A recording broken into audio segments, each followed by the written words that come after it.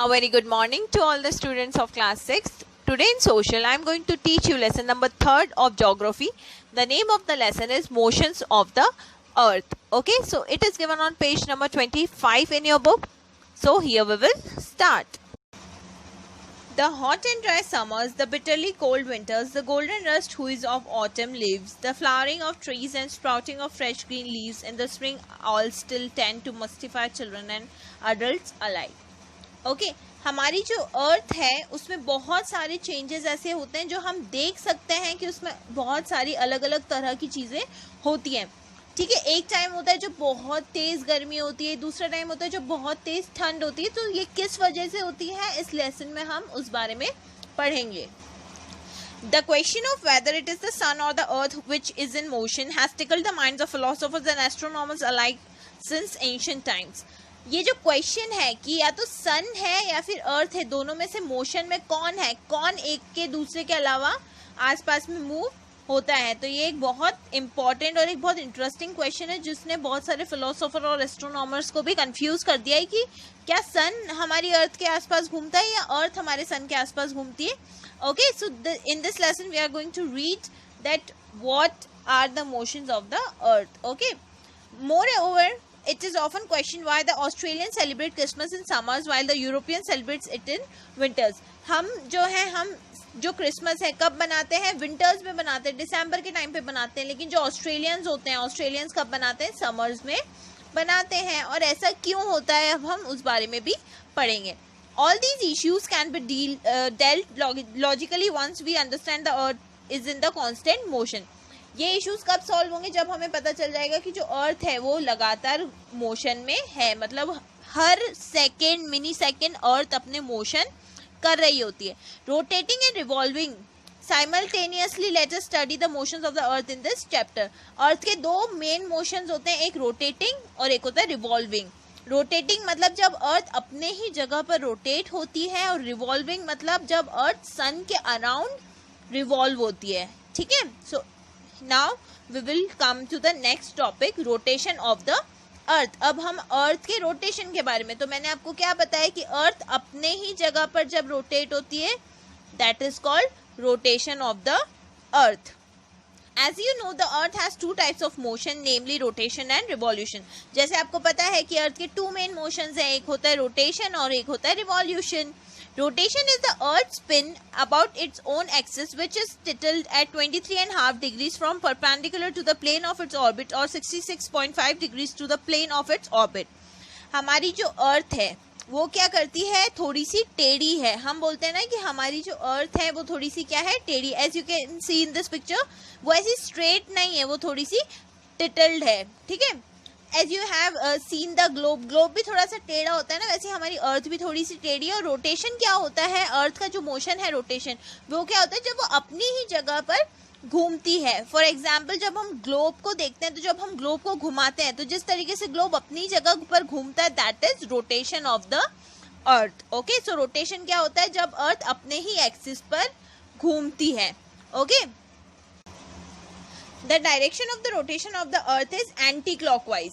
हमारी जो अर्थ का रोटेशन है वो कैसा, एंटी क्लॉकवाइज. जैसे हमारी जो घड़ी में कांटा ऐसे घूमता है, लेकिन हमारी अर्थ ऐसे घूमती है. Okay, as seen from the north pole towards the equator, the earth rotates from the west to east. जब हम नॉर्थ पोल मतलब अर्थ के ऊपर वाले पोल से इक्वेटर की तरफ देखते हैं, तो अर्थ कौन से साइड से, वेस्ट से ईस्ट की तरफ घूमती है. ठीक है, एंटी क्लॉकवाइज घूमती है. मतलब ये वेस्ट है तो अर्थ ईस्ट की तरफ घूमती है.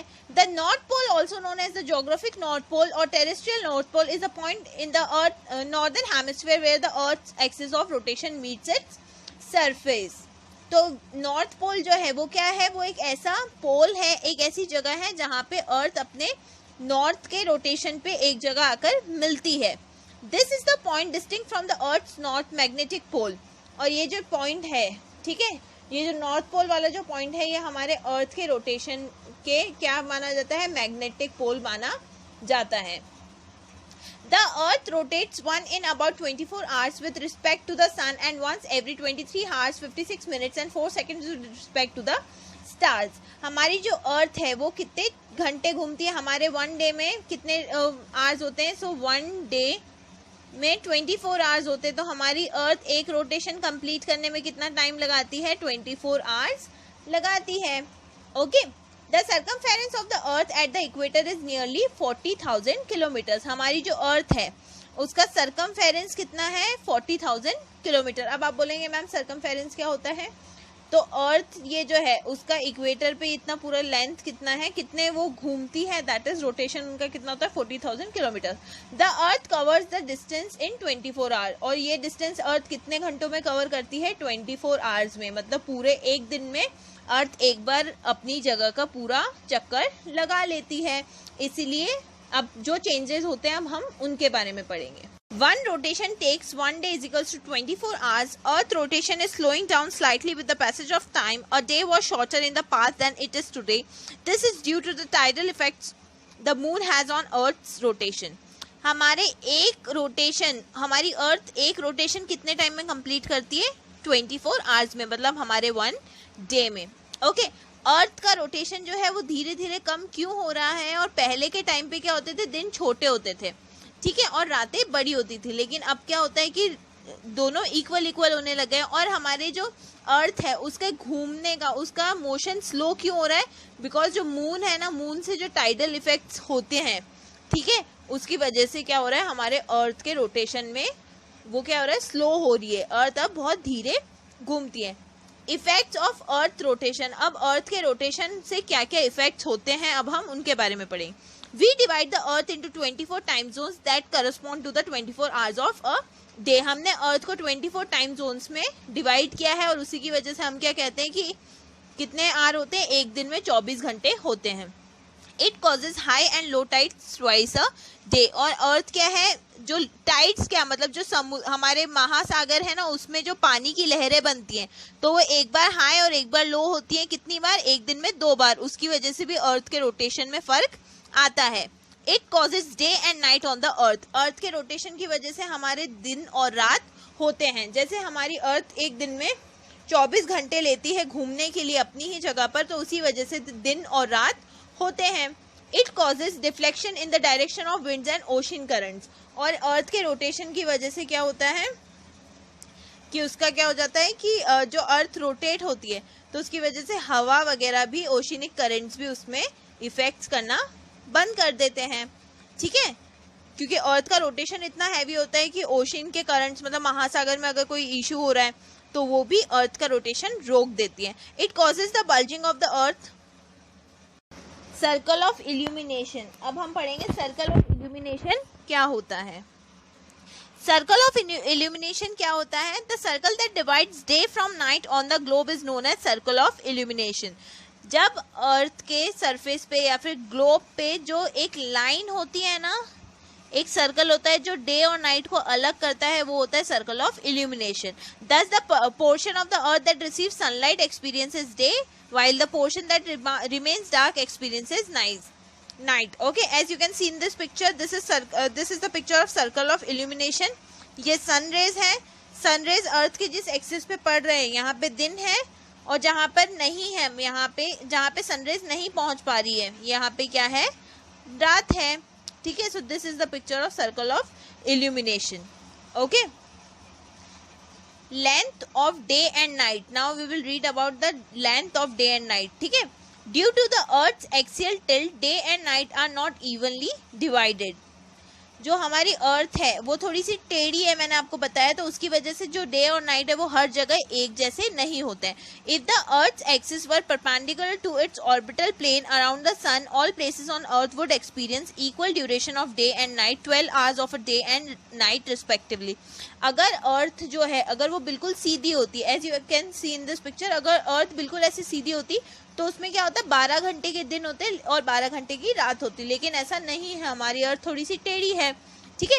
Every day during the year and there would be no seasonal variation. और अगर अर्थ बिल्कुल सीधी होती तो क्या होता कि हमारे जो सीजन्स चेंज होते हैं ना, वो सीजन्स भी बिल्कुल चेंज नहीं हो पाते, ठीक है। तो अर्थ के टेढ़े होने की वजह से हमारे जब हमारे यहाँ पे बहुत तेज ठंडी होती है तो बहुत सारी ऐसी प्लेसेस रहती हैं जहाँ पे बहुत ज़्यादा गर्मी होती है, ठीक है। तो ये सीजनल वेरिएशंस भी अर्थ के थोड़े से टिल्ट फीचर की वजह से ही हैं, ठीक है। When the northern hemisphere inclines toward the sun, a larger part of it receives sunlight. जब हमारा जो northern hemisphere है, मतलब suppose this is the sun, so ये इक्वेटर के ऊपर वाला जो पार्ट होता है ये होता है नॉर्दर्न हेमिस्फेयर और ये होता है सदर्न हेमिस्फेयर। तो जब हमारे अर्थ मतलब हमारे अर्थ पे सन नॉर्दर्न हेमिस्फेयर पे ज़्यादा सनरेज पहुंचाता है, ठीक है, this results no in longer and shorter nights here. तो जब नॉर्दर्न हेमिस्फेयर की तरफ सन का झुकाव थोड़ा ज़्यादा होता है तो ज़्यादा से ज़्यादा जो सनलाइट होती है वो नॉर्दर्न हेमिस्फेयर में होती है और इसलिए वहाँ पे दिन क्या होते हैं, बड़े होते हैं, और रातें क्या होती है, रातें छोटी होती हैं। While it is the opposite in the southern hemisphere, लेकिन अगर ये नॉर्दर्न हेमिस्फेयर है तो यहाँ पे सनलाइट ज़्यादा आ रही है और सदर्न हेमिस्फेयर में सनलाइट कम आ रही है, इसलिए जो सदर्न हेमिस्फेयर और नॉर्दर्न हेमिस्फेयर है इन दोनों में टाइम बिल्कुल अलग अलग होता है, ठीक है। It is only at the equator where the length of days and nights are always equal. हमारी पूरी अर्थ पे जो हमारी जो बीच वाली लाइन है इक्वेटर जो है उसमें ही ऐसा होता है कि डे और नाइट क्या होते हैं, इक्वल होते हैं, ठीक है। So this was the first topic, the first motion of the earth rotation. Okay, I hope you all have understood.